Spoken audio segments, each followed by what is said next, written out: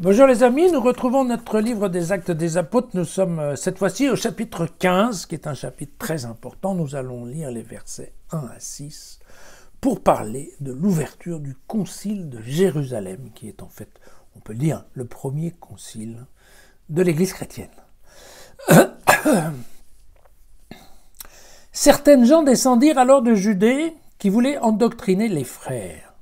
« Si vous ne vous faites pas circoncire selon la règle de Moïse, disait-il, vous ne pouvez pas être sauvés. » Un conflit en résulta et les discussions assez graves opposèrent Paul et Barnabé à ces gens.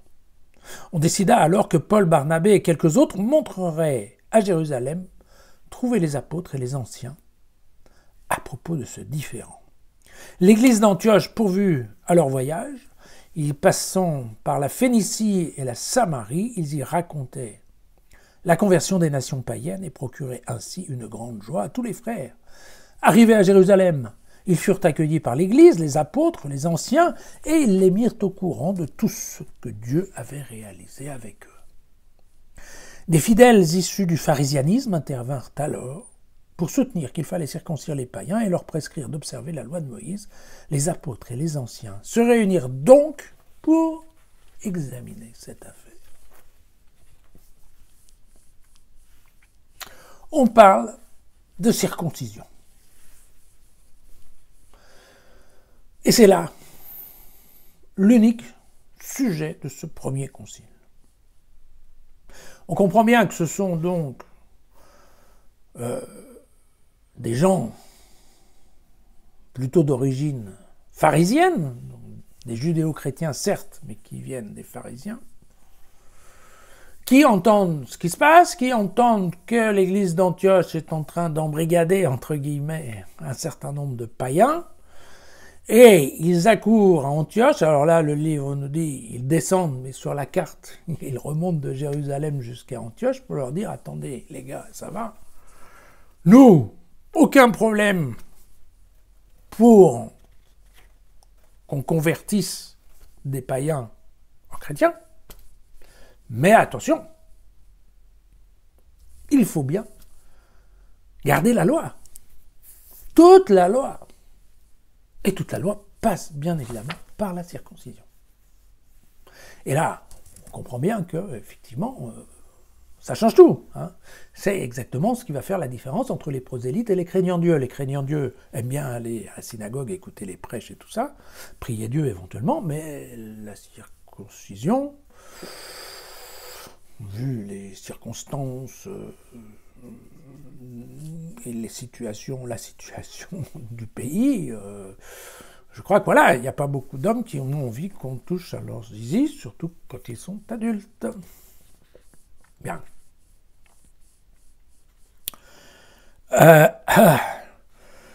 Dans ce concile et donc ça va nous prendre 3 ou 4 journées de voir tout ce qui se passe dans ce concile. Encore une fois, c'est un moment très important pour l'Église chrétienne puisque ça va parler de l'ouverture réelle au monde païen. En fait, on va avoir 3 grandes figures que sont Pierre, Paul et Jacques.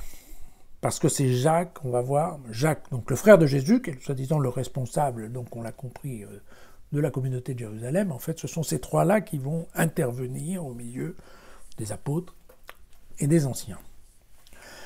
Mais, outre ces 3 figures, on comprend bien qu'il y a, bien d'abord 2 églises principales qui vont s'affronter, entre guillemets, donc l'église d'Antioche, l'église de Jérusalem, et sachant qu'au sein de ces églises-là, il y a de toute façon une population assez mélangée entre des judéo-chrétiens et des pagano-chrétiens. Mais probablement, même s'il y a plus de pagano-chrétiens à Antioche que de pagano-chrétiens à Jérusalem, il y a de toute façon qui s'affrontent aussi dans ce concile un concept pagano-chrétien et un concept judéo-chrétien. Voilà. Et évidemment, il y a des tensions entre les deux, puisque les pharisiens qui sont changés en chrétiens n'ont pas laissé tomber leur loi, Et donc, évidemment, alors pourquoi nous, on fait tous les préceptes de la loi, et puis eux, à côté, ils rentrent et ils ont droit à la même chose, à être sauvés eux aussi, parce que c'est bien la première question. Vous ne pouvez être sauvés.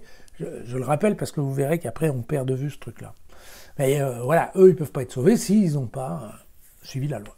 Et entre autres, s'ils ne se sont pas fait circoncire, parce que globalement, c'est bien de ça dont on parle. Voilà, ce litige